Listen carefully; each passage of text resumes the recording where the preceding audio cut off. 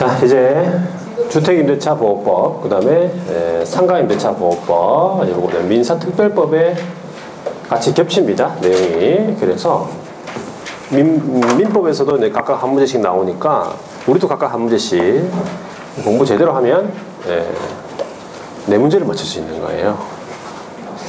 근데 이제 문제 나오는 형태가 이제 민법에서는 판례 위주로 보통 이제 나오고, 보통 저희는 조문 위주로 해서 이제 예시 형태로도 물어보는 경우도 있고, 하여튼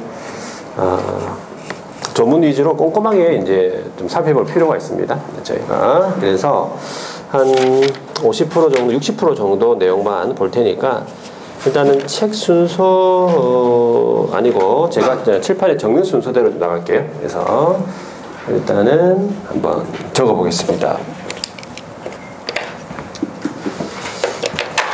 주택임대차하고 비교해서 상가임대차를 공부하면 좀 어렵지 않습니다. 주택임대차 보호법, 그래서 주임법 이렇게 얘기를 하죠. 국민의 주거생활 안정을 목적으로 하는 거죠. 국민의 주거생활 안정. 첫 번째가 도입 배경 한번 볼게요. 이거요. 도입 배경은 시험 문제 잘 물어보지 않는데, 도입 배경 기본적으로 이제 임대인이 있고, 그 다음에 또 누가 있겠습니까? 임차인이 있겠죠. 임차인. 임대인과 임차인 사이에 민법에서 얘기하는 민법상의 민법입니다. 민법상의 임대차. 민법상의 임대차 계약이 체결됐다. 그러면 이 민법상의 임대차는 무슨 계약이겠습니까? 채권 계약이게 되는 거죠. 그래서 얘가 채권이다 그래 보시면 돼요. 민법상의 임대차 계약은 채권 계약입니다. 채권, 물권 아니죠. 그래서 임차인에게는 어떤 권리가 지리게 되는 거죠? 모르고 임차권. 임차권이 생기죠. 그렇죠? 임대차 계약 체결하면 임차인한테 뭐가 생긴다고? 임차권이라는 게 생겨요. 네, 그 임차한 건물을 사용 수익할 수 있는 임차권이라는 게 생깁니다. 그렇죠? 임차권은 채권입니다. 채권. 그러면 이 임차권이 취득이 되는데, 임차권은 채권이기 때문에 이 임차권을 누구한테 주장할 수 있습니까? 네, 임대인에게만, 첫 번째는 임대인에게만 주장할 수 있어요. 임대인에게만 주장. 그 계약 당사자에게만 주장할 수 있는 거예요. 이 채권은 물건이 아니기 때문에. 따라서 누구한테 주장할 수 없어? 제3자. 그렇죠. 제3자에게는 주장을 할 수가 없어요. 이런 걸 기본적으로 알아두셔야 돼. 요거 채권이기 때문에 그 계약 당사자에게만 주장할 수 있기 때문에 그 이외의 다른 사람한테는 그 임차권이라는 걸 주장할 수가 없다, 그 말이에요. 자, 그랬을 때 임대인이 임차주택을 임차인한테 말 안 하고 양도해도 됩니까? 첫 번째 양도. 팔아도 됩니까? 임차인한테, 지금 임차인이 있잖아, 지금. 근데 임차인한테 말 안 하고 그 주택을 팔아도 됩니까? 됩니다. 팔아도 됩니다. 안 팔아봤는가 봐요. 팔아도 됩니다. 두 번째. 그 다음에 임대인이 이제 은행에 돈을 빌렸는데 돈을 못 갚았어. 그냥 경매에 넘어갈 수 있습니까?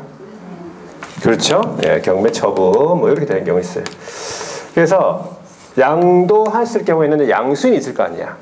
그리고 경매 넘어갔을 때는 경락받은 사람이 있을 거 아니에요. 경락인. 그렇죠? 예, 그 두 사람을 뭐라 부릅니까? 예를 들어 그런 사람들 뭐라 부른다? 그런 사람들을 제3자라 불러요. 그러면 양도되거나 경매가 넘어가게 되면 제3자, 양수인이나 경락인한테 이 임차인이 대항을 할 수 있다, 없다? 없습니다. 그 제3자가 나가라, 방을 빼라 그러면 어떻게 해야 돼요? 방을 빼야 됩니다. 나는 못 뺀다. 안 됩니다. 빼야 돼요. 빼서 어디 갑니까?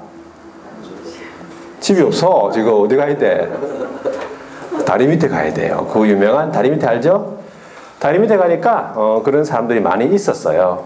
그래서 만든 것이 이 민법의 특례 규정으로 만든 것이죠. 그래서 이 양도되거나 경매 처분이 되면은 대항할 수 없기 때문에 보증금을 회수할 수가 없다. 보증금을 반환받을 수 없는 문제점이 생기는 거죠. 네. 그 보증금 반환받을 수 없는 이러한 문제를 해결하기 위해서 만든 것이 뭡니까? 네, 민법의 특례 규정을 만든 거예요. 네, 민법의 특례 규정이다. 하여튼 주임법은 민법의 특례 규정으로 만든 것이다. 그래 보시면 돼요. 왜? 국민의 주거 생활 안정을 보장하기 위해서.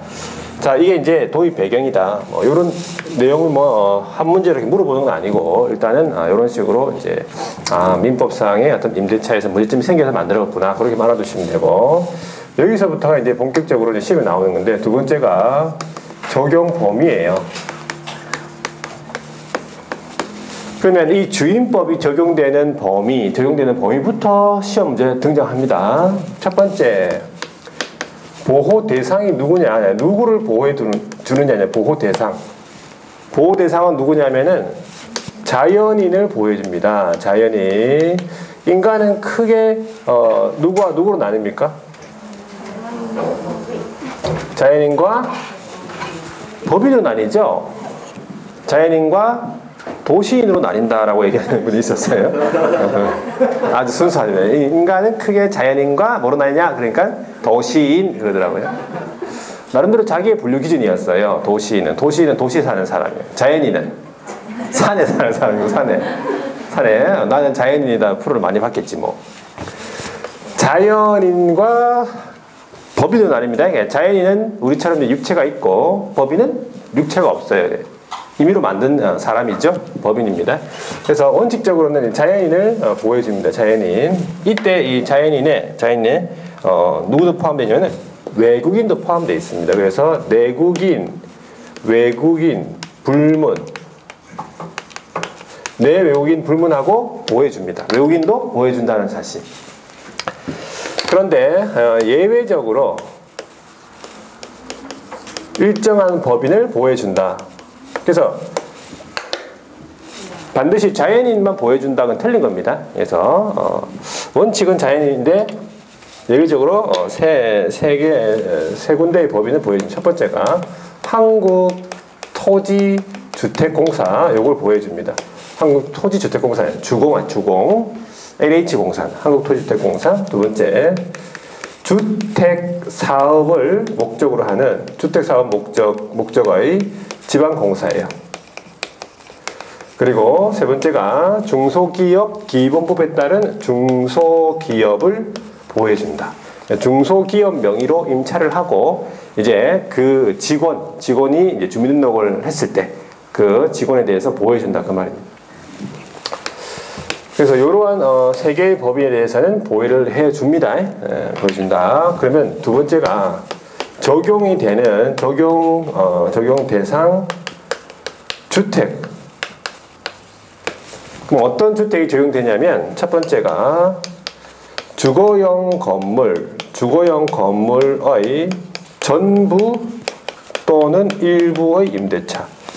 주거용으로 사용되는 건물의 전부를 임대차 해도 되고 일부에 대해서 임대차 한 경우에도 적용받습니다. 일부라도 된다 그래 보시면. 두 번째는 임차한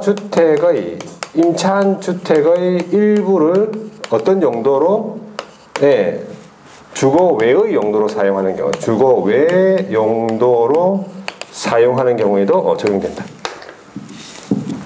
임차주택의 일부를 주거 외, 임차주택의 뭐 방 한 칸을 다른 문구점으로 쓴다든지 뭐 가게방으로 쓴다든지 하는 그런 임차주택의 일부를 주거 외의 목적으로. 그런 거 옛날에 많이 있었죠. 우리 초등학교 다닐 때 문구점이 그렇더라. 문구점이 그 집도 있고 그죠? 앞에 문구점이 같이 운영을 하시더라고. 그래서 그런 것도 이제 주임법상의 어떤 내용에 적용받는다 그래 보시면 돼요. 그 반대는 안 돼요. 그 반대는 뭐냐 했냐면 예를 들어서 다방 같은 거 있어요. 방이 딸린 거실 방이 딸린 다방 같은 거 있잖아. 다방 아시죠? 다방 잘 다 알겠는데 뭘 다방 모르는 척. 다방 아시잖아요, 여러분. 다방에 가본 적이 있어요. 저는 옛날에 다방에 언제 갔냐면 군대 휴가 나와가지고 복귀할 때, 휴가 나와서 복귀할 때 강원도 평창군 도안면 횡계리에 가면은 그 다방에 있었어요. 다방에 가니까 진짜 커피를 주더라고. 다방 커피를. 그래서 딱 한 번 가본 적이 있어요. 다방 커피. 그건 안 된다는 얘기예요. 거기에 이제 다방에 보면은 거기 이제 직원들이 잠자는 곳이 있잖아요. 거기 방은 거기 잠자는 곳은 이 주임법이 적용되지 않는다. 그리고 거기는 이제 영업용 건물이기 때문에 그렇습니다. 그거 이제 아니고 임차주택의 일부를 주거 외의 목적으로 사용된다는 그런. 세 번째는 등기하지 않은 건물, 미등기 무허가 건물. 미등기 무허가 건물도 적용되느냐? 예, 적용됩니다. 그러니까 등기하고 허가 여부는 관계없어요. 왜? 국민의 주거생활 안정을 목적으로 하기 때문에 그렇다 보시면 돼. 등기 허가 여부는 관계없이 적용된다. 네 번째, 미등기 전세라는 게 있어요. 전세에 들어갔지만 뭐를 안 한 거예요? 전세권을 설정 안 한 거지. 등기를 안 한 거예요. 전세권 설정 등기하지 않은 임대차, 그걸 미등기 전세, 다른 말로 채권적 전세라고 불러요. 채권적 전세죠.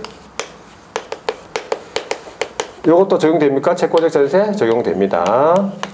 그 다음에 임차주택의 대지. 임차한 주택의 대지를 환간 매각대금으로부터 우선 변제 받을 수 있다고 해서 임차주택의 그 대지도 이 주임법이 적용된다는 사실이고, 이제 마지막에 여섯 번째가 적용되지 않는 게 있어요. 어떤 경우? 일시사용이 명백한 임대차. 어떤 게 있습니까? 어디 가니까 모텔 그러던데. 맞아요. 모텔도 맞아. 모텔이 나올 줄 몰랐어요. 일시사용을 위한 임대차는 적용되지 않는다. 미적용. 펜션이네. 펜션 빌리는 거 있죠. 펜션 3박 4일 노는 거 펜션. 민박집 그런 거 있잖아. 그런 거는 일시사용을 위한 임대차가 명백하죠. 예, 그런 거는 적용받지 않습니다. 자, 하여튼 적용 범위 이런 내용들도 다 시험 지문에 하나씩 다 이제 들어가기 때문에 어떤 게 들어갈지 모르잖아. 이제 6번 들어갈지 2번 들어갈지 그 다음에 3번 들어갈지 지문이 모르죠. 그것까지 모릅니다. 그것까지 몰라요. 근데 들어간다면 요 중에서 하나 들어갑니다. 그러니까 이런 식으로 알아두시면 돼요. 적용 범위. 자, 적용 범위 받고 그 다음에 우리가 이제 주택임대차보호법에서 여러분들이 임차인이라고 생각을 했을 때 임차인 입장에서 여러분들이 중요하게 생각하는 게 뭡니까? 나 임차인이다. 그러면 뭐가 중요합니까? 중요한 게 없고 보증금이 중요하겠지. 아무래도 그렇네. 그지? 역시 돈이야. 역시 보증금이 제일 중요하죠. 아무래도 그게 전 재산인데 보증금은 보장 제도가 있어. 근데 그건 오늘 안 합니다. 오늘 안 해. 그거는 좀 복잡한 조금 이제 세부적으로 좀 있기 때문에 보증금 보장 말고 또 하나 보장받아야 될 게 뭡니까? 뭐 한 달 살고 나가면 안 되잖아, 그죠? 기간이 보장이 돼야 돼요. 기간 보장. 그렇죠? 두 가지가 크게 중요하죠. 보증금이랑 기간이 보장이 돼야 돼요. 기간 보장. 그래서 자 3번의 임대차 기간에 대해서 어떻게 규정하고 있냐면은 우리가 주임법 같은 경우에는 기간을 만약에 정하지 않았다. 미지정. 기간을 정하지 않았다는 것이 미지정이에요. 뭐 바쁘다 보면은 정하지 아니할 수 있죠. 기간을 정하지 아니하거나 2년 미만으로 기간을 정했다. 뭐 1년으로 정했다든지 6개월로 정했다든지 2년 미만으로 정했을 경우에 주임법에서 몇 년으로 보냐면 이거를 2년으로 봅니다. 2년으로 본다. 그러면 요 말은 결국 주임법에서는 몇 년 보장한다는 소리예요? 임차인한테? 2년을 보장해 준다는 소리예요. 2년이에요. 2년. 2년 미만으로 정해도 임차인한테 몇 년을 보장한다? 2년을 보장합니다. 기간을 정하지 아니해도 2년을 보장한다는 소리예요. 2년 보장. 자, 그런데 2년 미만으로 정했다. 예를 들어서 1년으로 정했다. 1년으로 정했다 그러면은 임대인은 우리 1년으로 정했으니까 1년 다 됐으니까 나가라 소리를 못 합니다. 그런데 임차인은 우리 1년으로 정했으니까 난 1년 살고 이제 다 됐으니까 나가겠다. 그러면 나갈 수 있어요. 그러니까 임대인은 주장을 못하고 임차인만 주장할 수 있어. 뭐에 대해서?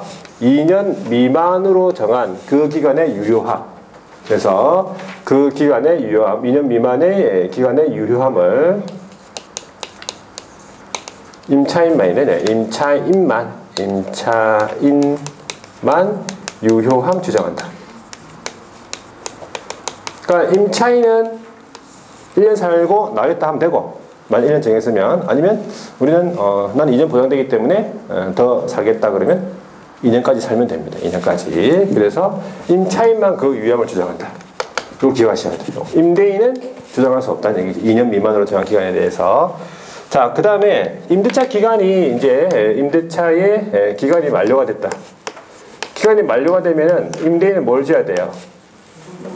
보증금 줘야 되죠. 근데 보증금을 주지 않는다. 보증금 반환받아야 되는데 보증금을 받을 때까지,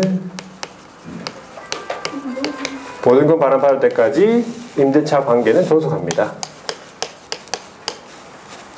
임대차의 관계가 계속 존속하는 것으로 봐서 임차인은 이제 계속 거기서 이제 살 수가 있다는 얘기예요. 네, 보증금을 아직 다 반환받지 않았기 때문에, 물론 이제 차임 같은 거는 이제 월차임은 이제 당연히 내야 되겠지. 임대차 관계는 존속하는 거니까. 그래서 이게 임대차 기간에 관한 내용 전부 답니다. 전부 다고. 자, 그 다음에 네 번째가 이제 뭐가 있냐면은 묵시적인 갱신, 묵시의 갱신이 있어요. 묵시적 갱신, 다른 말로 법정 갱신. 법정 갱신이라고 있습니다. 묵시의 갱신인데, 법률에서 정한 어떤 요건만 갖추면은 자동적으로 말을 하지 않아도 갱신이 되는 거죠. 이게 어떻게 있냐면, 임대인은 기간이 만료되기 몇 개월, 6월에서 요게 이제 옛날에 1월이었는데 이제 2월로 바뀌었어요. 기간 만료 6월에서 2월 사이에 어떻게 했냐면은 갱신을 거절하겠다. 갱신 거절의 통지를 해야 되는데 안 하거나, 두 번째 아니면 조건 변경하지 않으면 계약을 하지 않겠다라는 통지를 안 한 거예요. 조건 변경하지 않으면 나는 계약을 하지 않겠다라는 통지를 아니하는 경우, 요게 임대인이에요. 임대인. 그러면 임차인은 어떻게? 기간 만료 몇 월? 예, 요건 2월입니다. 2월 전. 기간 만료 2월 전에 이제 뭐 아무런 통지를 안 했다. 말을 안 한 거지. 그래서 요런 두 가지의 경우에 어떻게 되는 거죠? 요게 네, 묵시의 갱신이 되는 거예요. 요게 묵시의 갱신이 되는 거죠. 묵시의 갱신이 되면 어떻게 된 거냐면 전 임대차와 동일한 조건으로 다시 임대차가 된 것이에요. 그러니까 전 임대차와 동일 조건으로 다시 임대차가 됐다? 그러면 이거를 존속기간이 몇 년으로 보냐면 2년으로 보는 거예요. 존속기간이 2년이에요. 2년. 그럼 다시 이제 2년으로 된 거지. 존속기간이요. 그러면 임차인은 이때 묵시의 갱신이 됐을 때 임차인은 언제든지 계약에 관한 해지 통고가 가능하다. 임차인을 위한 제도이기 때문에 이 제도는 임차인을 많이 보호해 줍니다. 그래서 묵시의 갱신이 됐을 때 2년 보장받는데 임차인은 그 2년 안에 언제든지 나 나가겠다라고 얘기할 수 있다는 얘기예요. 그러면 나가겠다라고 임대인한테 얘기를 했죠. 그러면 바로 나가면 됩니까? 안 됩니다. 몇 개월? 통고받고 몇 개월? 예, 그 효력은 3개월, 3월 경과 후 효력 발생한다. 그러니까 임대인한테도 이 3개월의 기간을 줘야 되는 거죠. 묵시갱신됐기 때문에. 그래서 이런 내용입니다. 여기에 임대인과 임차인의 주임법상의 묵시갱신에 관한 내용. 자, 그 다음에 다섯 번째가 이제 뭐가 있냐면은 차임 등의 증감 청구가 있어요. 차임 등의 증감 청구권. 차임 등, 여기서 말하는 차임 등이라고 하면은 차임하고 뭘 얘기하냐면 보증금을 말해요. 차임이랑 보증금. 그것을 차임 등 이렇게 얘기합니다. 증감이라고 하면은 증액. 증액 청구, 감은 감액 청구. 증액 청구는 보통 누가 합니까? 임대인이 보통 하죠. 감액 청구는 임차인이 보통 합니다. 그래서 주어가 뭐냐면, 주어가 잘 보셔야 돼요. 주어가 당사자는 돼 있어요. 당사자는. 그러니까 임대인이 할 수도 있고, 뭐 임차인이 뭐. 그렇다고 임대인이 뭐 반드시 증액만 청구하는 것도 아닙니다. 임대인이 나 돈이 많이 돈 필요 없고 감액 청구해줄게 할 수도 있잖아요. 그죠? 어떤 뭐 또 아니면 경제사정 변동으로 인해 가지고 어떠한 감액 청구를 또 감액을 또 하실 수도 있고 그런 얘기죠. 당사자가 중요합니다. 주어는 당사자는 조세라든지 아니면 공과금 그 밖에 부담의 어떤 증감, 부담의 증감 그리고 경제 사정 변동 이게 원인이에요. 이게 조세라든지 공과금이라든지 세금이 올랐다든지 그런 거 있죠. 공과금이라든지 부담의 증감이나 경제 사정의 그 밖에 변동으로 인해 가지고 차임 등이 적절하지 않다. 그러면 차임 등에 대해서 뭐 할 수 있다? 증감 청구를 할 수 있다. 증감 청구할 수 있다. 당사자는요. 그래서 보통 감액에 대해서는 감액에 대해서는 별다른 규정이 없습니다. 감액은 또 돈을 뭐 덜 받겠다는데 뭐 법에 뭐 이렇다는 규정이 없어. 뭐 얼마까지 감액해주면 안 된다. 그런 규정이 없어요. 네. 증액 같은 경우에 증액 같은 경우에 증액 청구에 대해서는 두 가지 규정이 첫 번째가 뭐냐면 작정한 차임 등의 20분의 1을 초과할 수가 없습니다. 약정한 차임이 있겠죠? 그 차임의 20분의 1을 증액 청구할 수 없다. 그 말이에요. 20분의 1을 100%로 나타내면 어떻게 되는 거죠? 5%입니다. 5%. 20분의 1 기억하셔야 돼요. 그리고 증액을 했죠. 증액 후 1년 이내에는 재증액이 안 된다. 증액 후 1년 이내에 재증액 안 된다. 이런 내용이 증액 청구에 관한 규정입니다. 자, 판례는 일단 하지 말고. 자, 그 다음에 여섯 번째가 뭐가 있냐면은 월차임 전환 시 산정률 제한. 그냥 월차임이 이제 없어가지고 그 보증금의 전부 또는 일부에 대해서 그것을 월 단위 차임으로 전환하겠다. 그러니까 보증금 전부가 될 수도 있고 그 일부가 될 수도 있어요. 그것을 가리켜서 뭐라 부릅니까? 전환되는 금액 이래 부릅니다. 월차임의 범위는 전환되는 금액이 보증금의 전부가 될 수도 있고 일부가 될 수 있다는 얘기예요. 그럼 여기다가 얼마를 곱한 범위를 넘으면 안 되느냐 그 말이에요. 얼마를 곱했냐면 두 개 중에 한 가지예요. 첫 번째가 연 1할. 연 1할이면은 몇 %입니까? 연 10% 말하는 거예요. 연 10%, 연 1할과 아니면 연 10%, 1할과 그다음에 두 번째 한국은행에서 발표한 건데 한국은행 공시 기준금리가 있습니다. 그 기준금리에다가 요게 원래 3.5였어요. 근데 9월 달에 바뀌었어. 얼마로? 2%예요. 원래 3.5%였는데 2%로 바뀌었어요. 기준금리는 주어집니다. 문제에서. 예를 나온다면 그 기준금리에다가 플러스 2%입니다. 이 2% 요거 중에서 어떤 금액? 낮은 비율이네. 낮은 금액이 아니라 낮은 비율. 둘 중에서 낮은 거를 여기에다가 곱해라 그 말이에요. 그래가지고 12로 나눠야 돼. 그러면 월 단위 차임이 나옵니다. 그거를 초과하면 안 된다. 그 금액을 초과하면 안 됩니다. 월 단위 차임으로 전환할 때 주택임대 차에서 그 얘기예요. 되겠습니까?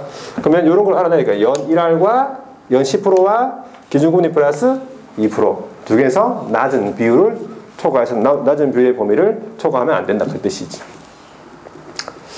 자, 이게 이제 기본 전반적인 내용들이고, 그 다음에 이제 한 가지만 더 해보면은 6번째가 뭐냐, 7번째네요. 대항력이라는 게 있어요. 여러분들 많이 아는 대항력. 자, 대항력은 쉽게 보면 방을 빼라 그랬을 때 못 빼 할 수 있는 힘이에요. 제3자에게 대항할 수 있는 힘이다. 그래 보시면 돼요. 그럼 어떻게 정의를 하고 있냐면은 임차한 주택이 어떻게 된 거예요? 아까 얘기했잖아요. 양도되거나 아니면 경매 처분되었을 때 그 임차주택에 대해서 되었을 때 그 제3자 요 양수인하고 경락인을 제3자로 부르죠. 그럼 제3자에게 뭘 주장한다? 임대차를 주장할 수 있는 힘을 뭐라 부릅니까?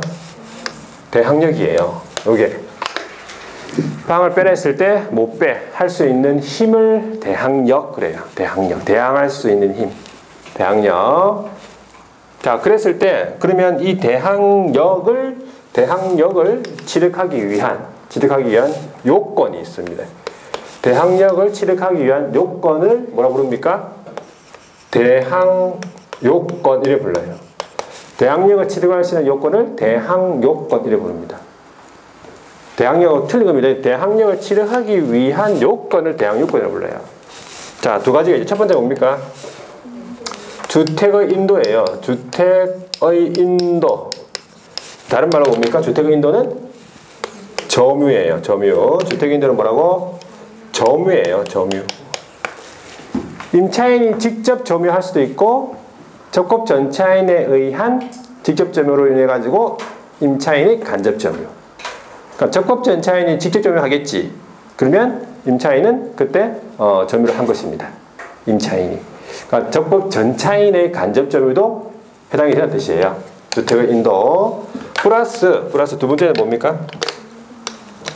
주민등록입니까? 예, 주민등록이네. 주민등록은 어디 가서 받습니까? 네, 동주민센터, 읍면사무소 동주민센터. 자, 그 다음에 주민센터 그죠? 네, 주민등록을 다른 말로 뭐라 부릅니까? 전입신고라고 해요. 전입신고. 전입신고를 하게 되면 주민등록이 된 것이죠. 예, 그래 보시면 돼요. 요 두 가지. 그러면 요 두 가지가 대항 요건이네. 요 두 가지만 갖추면은 뭐가 발생이 돼요? 네, 대항력 발생이 된다. 요 두 가지가 요 두 가지를 갖추면은 대항 요건이 발생이 되는데 언제 발생이 됩니까? 다음 날 0시부터 대항력 발생이에요. 다음날 0시부터 대항력 발생한다. 언제서부터 발생하는 게 중요하죠. 다음날 0시부터 발생합니다. 0시부터. 다음날부터 대항력이 발생하는 거예요. 그날 발생하는 게 아닙니다. 전입신고를 오늘 했어. 그럼 언제 발생합니까? 내일. 그죠? 내일 25일 0시에 발생하는 거예요. 그때 대항력이 발생하겠지. 자, 그때 이제 주민등록이 주택에 따라서 틀립니다. 주택에 따라서 단독 주택 같으면은 지번까지만 기재하면 되고, 그다음에 공동주택은 구체적인 동호수까지 기재해야만 전입신고가 된 것이에요. 그리고 난 제대로 했지만 공무원이 잘못했을 때는 언제 발생하는지, 그럼 내가 처음부터 잘못했을 때는 언제 발생하는 건지, 직권 말소된 이후, 공무원이 직권 말소된 이후에 어떻게 또 되는 건지, 하여튼 그런 내용들이 요 전입신고에 관한 내용으로 있어요. 자, 그래서 한 요 정도 여러분 보시면 되고, 그 이후에 이제 뭐가 나오냐면, 보증금 보장제도가 나와요. 보증금 보장제도. 그거는 이제 1월 달에 할 건데, 거기에 보면은 이제 뭐 최우선 변제권이라든지, 보증금 보장받을 수 있는 최우선 변제권, 그 다음에, 최우선 변제권은 다른 말로 소액임차 보증금에 의한 우선 변제. 보증금 자체가 지역에 따라서 소액에 해당이 되어야만 그 최우선 변제권으로서 경락인의 경매 절차에서 우선 변제권 받을 수 있는 거고, 안 그러면 이제 확정일자, 동사무소 가가지고 확정일자 있죠? 확정일자를 받았을 때 확정일자부 임차인으로서 우선 변제권, 그런 내용들도 있고, 임차권 등기 명령 제도 이런 게 있어요. 임차권 등기 명령 제도 전부 다 보증금 보장. 그래서 임차권 등기 명령 제도가 또 이번 시험에 나왔었어요. 그래서 자, 그러면 거기에 나와 있는 내용 중에서 어떤 내용을 여기에 나와 있는 내용만 한번 했던 내용을 볼게요. 다시 한번 더. 77페이지 보시면은 기역이 있네. 기역에 보시면 자연인 보호하지요. 그리고 외국인 포함되어 있습니까? 자, 그리고 일정 법인, 예외적으로 박스 안에 있는 한국토지주택공사죠. 주택사업을 목적으로 한 지방공사, 그 다음에 중소기업, 이런 법인. 동그라미 2번 박스 밑에 주거용 건물 전부 또는 일부의 임대차에 적용이 되고, 그 밑에 임차주택의 일부가 주거 외의 목적으로 사용되는 경우 되지요. 그리고 일시 사용을 임대차가 명백한 경우에는 적용되지 않는다. 자, 그 다음에 대항력이 이제 먼저 나왔어요. 대항력은 첫 번째 줄에 보면은 임대주택의 소유권이 제3자 양도죠. 그 다음에 되었을 때 어떻게 되는 거죠? 다음날 0시부터 대항력을 임차권을 주장할 수 있다, 그런 말입니다. 그러면 그 요건으로서는 두 가지, 주택의 인도 밑줄, 그 다음에 주민등록 전입신고입니다. 그랬을 때 제3자에게도 임차권을 주장할 수 있다는 거. 언제 효력 발생하는가? 그 말이네. 다음날 0시네. 동그라미 3번의 첫 번째 줄입니다. 이 길이 다음날입니다. 다음날 0시부터 효력이 발생한다는 거. 그렇게 알아두시면 돼요. 자, 됐습니다. 그 정도 보시고요. 뒤에 넘어가서, 자, 확정일자부 임차인, 요게 이제 우선 면제권은 요 보증금 보장 제도고요. 그리고 양가로 4번에 보시면 소액 임차인 우선 면제권, 요걸 다른 말로 최우선 면제권, 보증금 보장 제도입니다. 오른쪽에 이제 시행일에 따른 지역별로 소액 임차 보증금과 그 다음에 최우선 변제액, 이거 표 이제 외워야 돼. 9월 지금 마지막 게 18년 9월 18일부터 현재까지라 돼 있죠.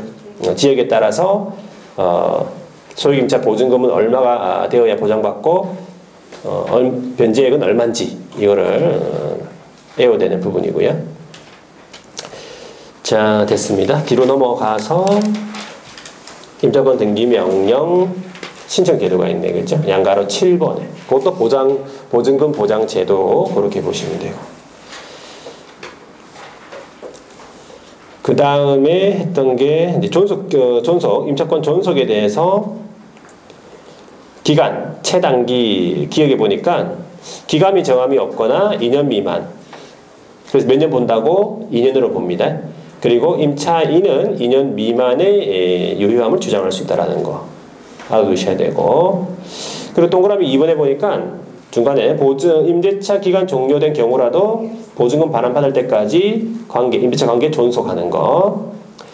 그 다음에 동그라미 4번에 법정갱신, 묵시의 갱신에 대해서는 임대인은 어떤 경우에 기간 만료 6월에서 2월이죠. 갱신 거절 통지나 조건 병행하지 아니하면 갱신하지 않겠다, 이런 뜻의 통지를 하지 않는 경우에 그 임차인은 언제? 기간 만료 2월이죠. 2월입니다. 통지하지 않는 경우 어떻게 된다고? 묵시의 갱신으로서 전 임대차와 동일한 조건으로 다시 계약이 된 것이다. 법정 갱신입니다. 그때 존속기간 몇 년? 2년으로 봅니다.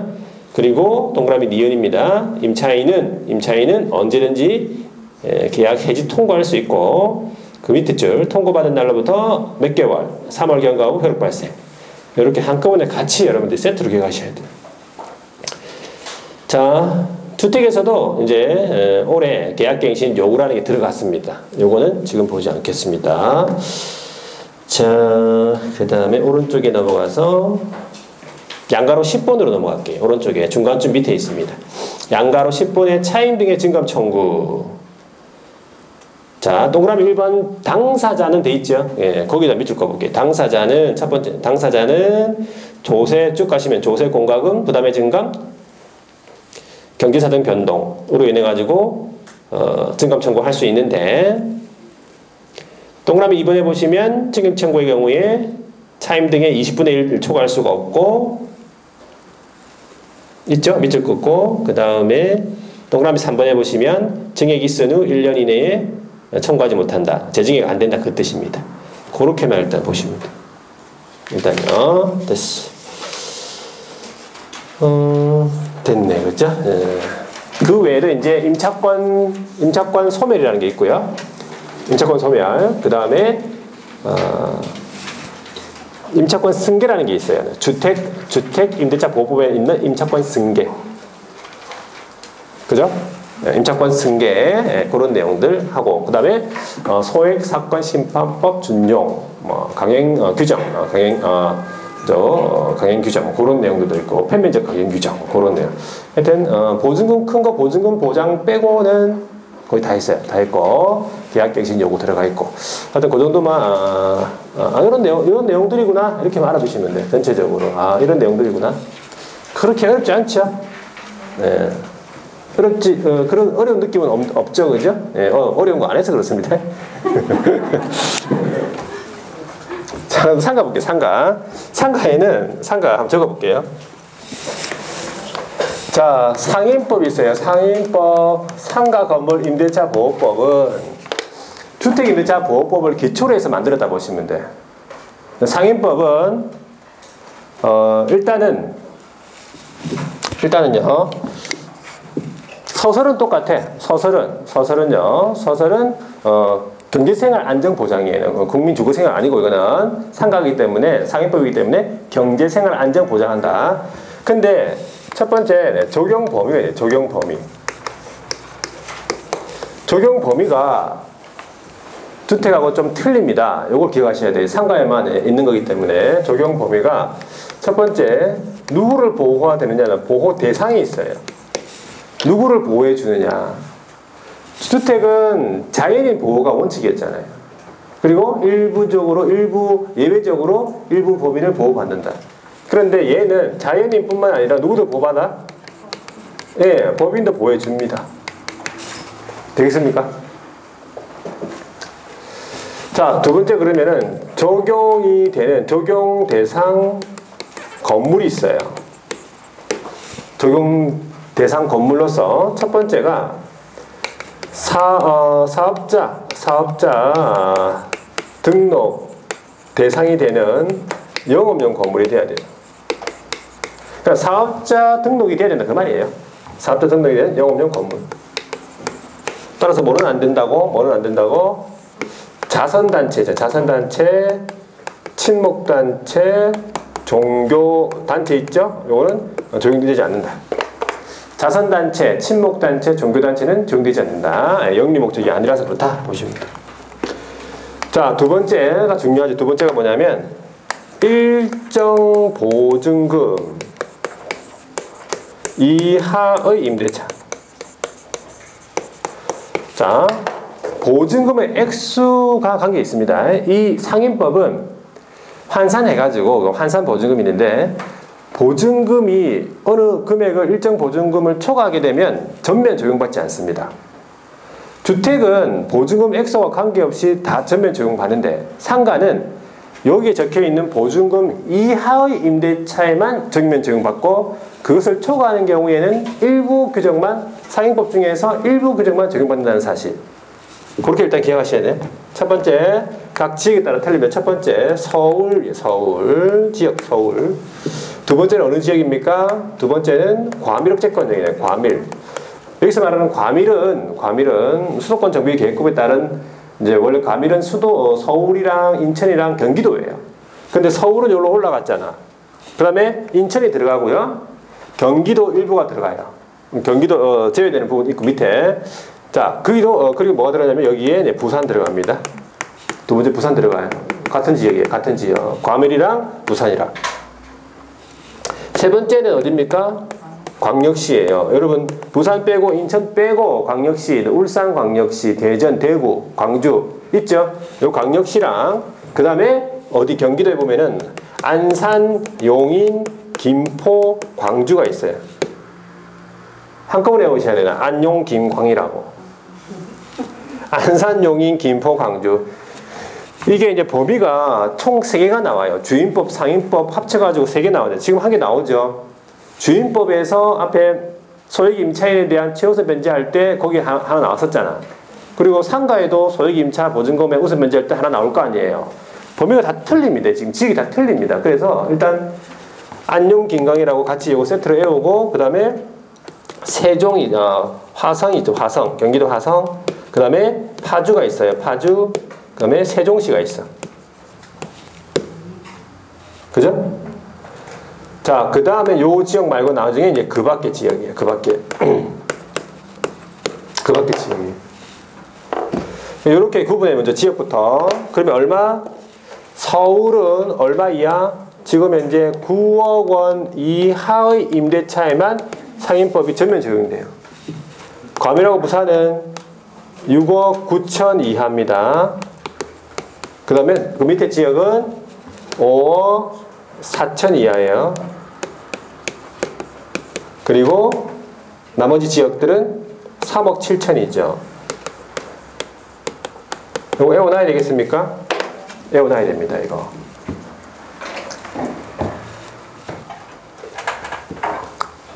자, 일단 지역 문제 외우고 그 다음에 여기 보시면 6억 9천이죠. 구구단이 9구단 69 여기 54라고 돼 있어요. 일단 이렇게 외워야 돼. 69, 54. 서울은 뭐 특별하니까 9억 원 이하 단독으로 외우고 요거 두 개는 같이 69, 54 지역 외우고 69, 54 한 다음에 3억 7천 요거 하나 외우고 같이 외워줘야 돼. 그래서 요 일정 보증금 이하의 임대차 요 이하가 되어야 전면 적용되고 만약에 지역별로 이것을 초과했다. 서울에서 10억이다. 그러면 전면 적용 안 되고 몇 가지가 됩니다. 몇 가지만. 대항력이나 계약갱신 요구나 상가권리금 보훈 이런 몇 가지만 돼요. 그래서 그 몇 가지 되는 거는 지금 안 할 거고 일단은 요걸 먼저 외워야 되니까 하시면 돼. 자, 그 다음에 이제 옛날에는 상가에만 있었는데 지금은 주택에도 올해 규정이 신설이 되면서 이제 주택에도 있는 규정이에요. 뭐냐면 두 번째 계약갱신 요구권이에요. 계약갱신 요구. 원래 상가 같은 경우에는 우리 사업을 하는 거죠. 사업을 하기 때문에 뭐 1년 일하고 뭐 1년 사업하고 끝날 거 아니잖아요. 그죠? 그러니까 계속 이제 1년 동안 영업해 놨는데 그죠? 계약기간이 뭐 끝나면 안 되잖아요. 그죠? 그래서 계약갱신을 할 수 있는 요구권을 신설한 거죠. 이게 계약갱신 요구권이다 해서 누가 계약갱신 요구하겠습니까? 임차인이 계약갱신 해달라고 요구하겠지. 이제 기간 만료 요거는 기간 만료 몇 월이냐면 6월에서 1월입니다. 기간 만료 6월에서 1월 사이에 상가 주택은 이제 기간 만료 6월에서 2월이에요. 묵시의 갱신 그 기간을 말하기 때문에 기간 만료 6월에서 1월 사이에 갱신 요구 청구할 수 있다. 그 말이에요. 갱신 요구 할 수 있다. 그런데 이제 요 기간에 상임법은 따로 묵시의 갱신이란 규정이 없고 여기에 보시면 요 기간 동안에 임차인이 계약갱신 요구했는데 임대인이요. 여기 기간에 임대인이 첫 번째 갱신 거절을 하겠다라는 통지가 없어요. 자, 갱신 거절을 할 수 있는 사유가 있으면은 갱신해도 됩니다. 거절해도 됩니다. 거절. 임대인이. 근데 그 거절 사유가 있음에도 불구하고 그냥 갱신 거절 통지를 안 하거나 요 기간에 아니면 조건 변경에 관한 조건 변경의 통지를 안 하는 경우 어떻게 되겠습니까? 이게 이제 묵시의 갱신이 되는 거예요. 여기서 묵시적 갱신, 묵시의 갱신이 되면서 자, 존속 기간. 첫 번째가 존속 기간이 몇 년이 되겠습니까? 이때는 상가는 2년이 아니라 1년이 되는 거예요. 1년. 상가는 1년입니다. 그리고 두 번째 임차인은 마찬가지. 임차인은 요 언제든지 계약 해지 통고 가능하다. 계약 해지 통고. 이거 아까 똑같죠? 본 거랑. 계약 해지 통고 가능하고, 자, 임대인이 요 통고받고 몇 개월? 예, 3월 경과 후 효력 발생.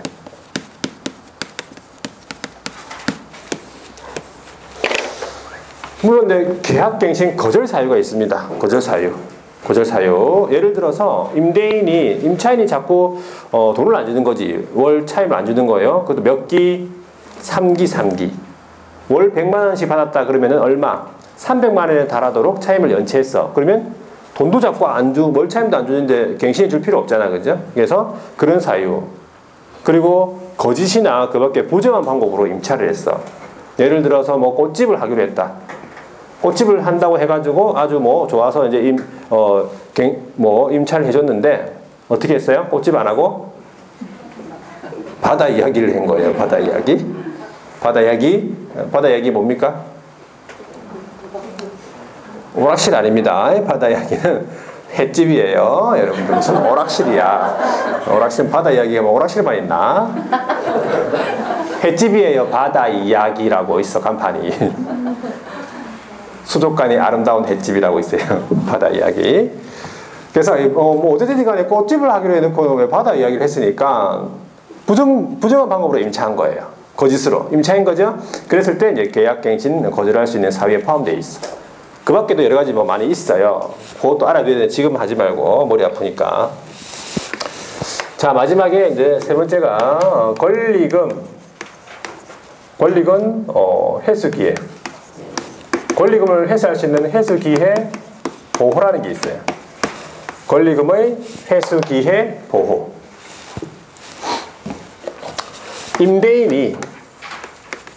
임대인이요. 잘 보셔야 돼요. 기간이 만료되기 6개월에서 언제까지? 만료시까지예요. 자, 기간이 만료되기 6개월에서 만료시까지 누가 데리고 왔어? 권리금 계약에 따라서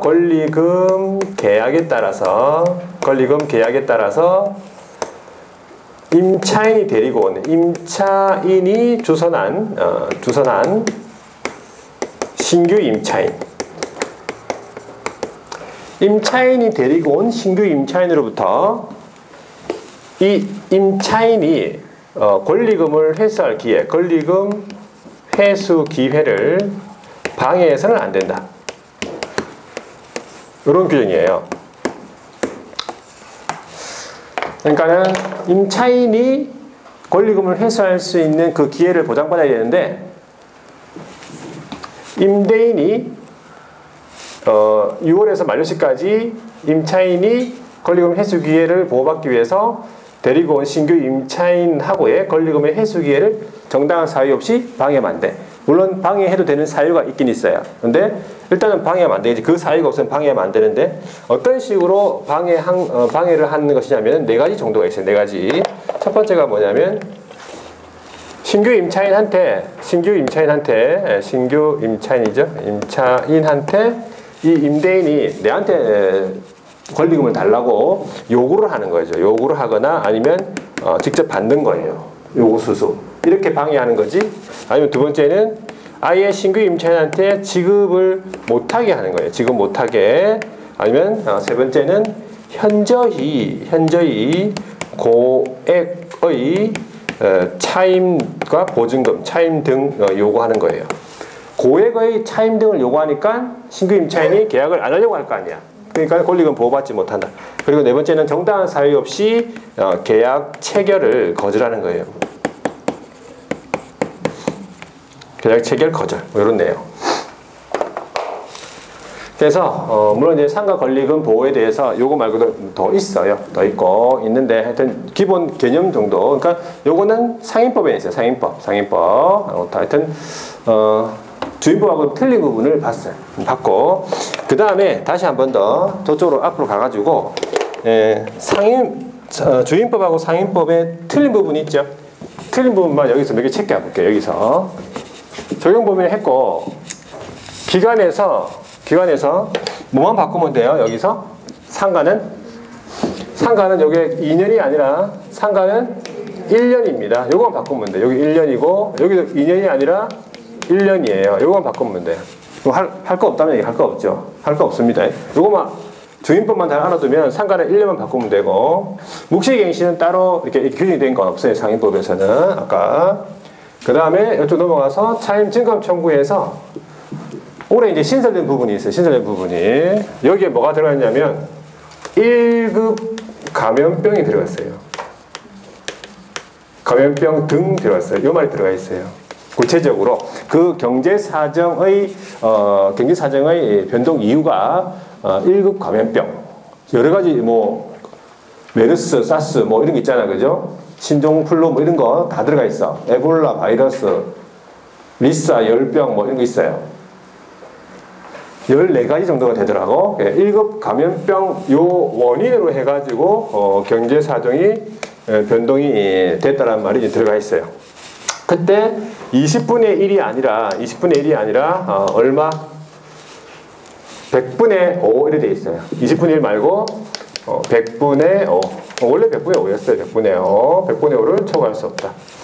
그리고 증액 후 1년 이내에는 재증액할 수 없다. 이렇게 돼 있는데 또 신설된 규정이 뭐가 있냐면 여기 1급 감염병으로 인해 가지고 예를 들어서 월 500만 원을 이제 원래 받았었잖아요. 근데 300만 원으로 이제 낮췄다. 월 300만 원으로. 그러면 감액을 해준 거죠. 감염병 때문에 경제 사정이 어려워가지고 그런 다음에 이제 다시 경제 사정이 감염병이 이제 다시 이제 사라져서 이제 좋아졌어. 그러면은 다시 증액을 할 거 아니에요.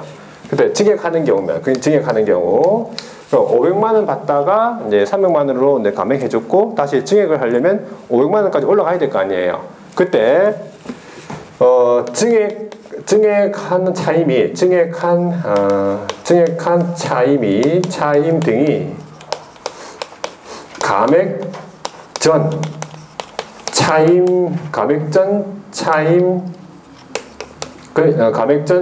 등의 금액에 달할 때까지 100분의 5를 초과할 수 있다.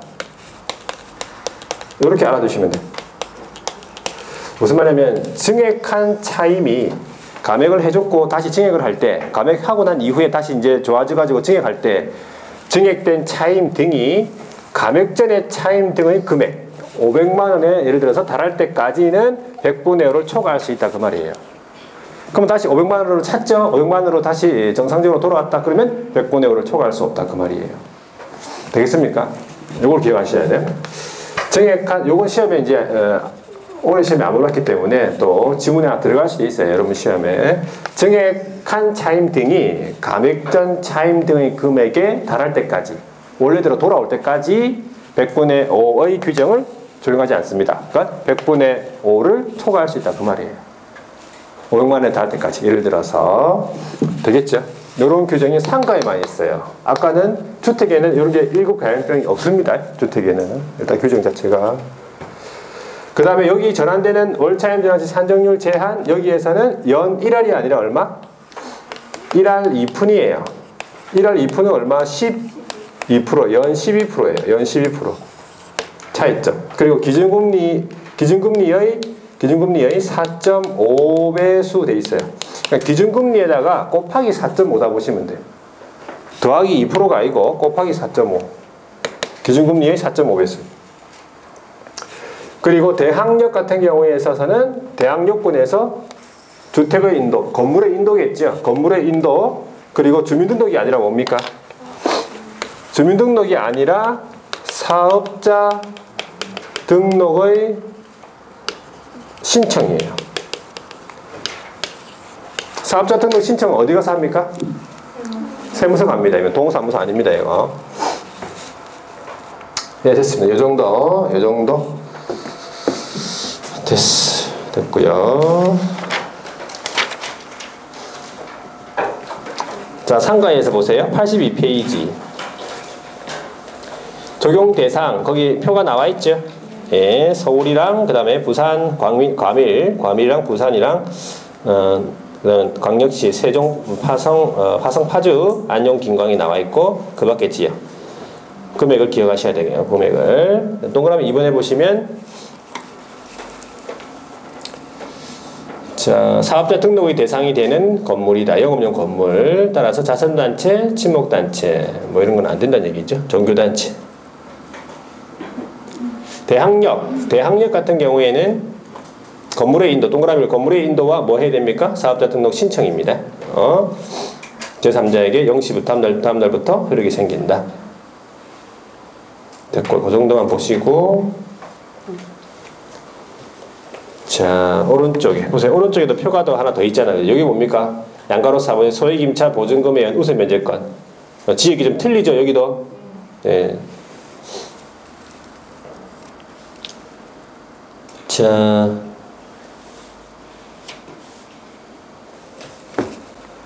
계약갱신, 예, 계약갱신 보세요. 양가로 5번에 두 번째 줄에 나와 있네. 기간 만료 6월에서 1월 사이에,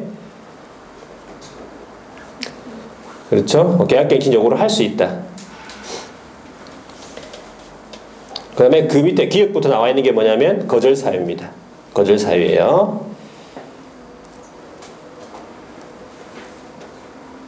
자, 됐습니다. 그렇게 그 정도만 할게요. 그 정도만.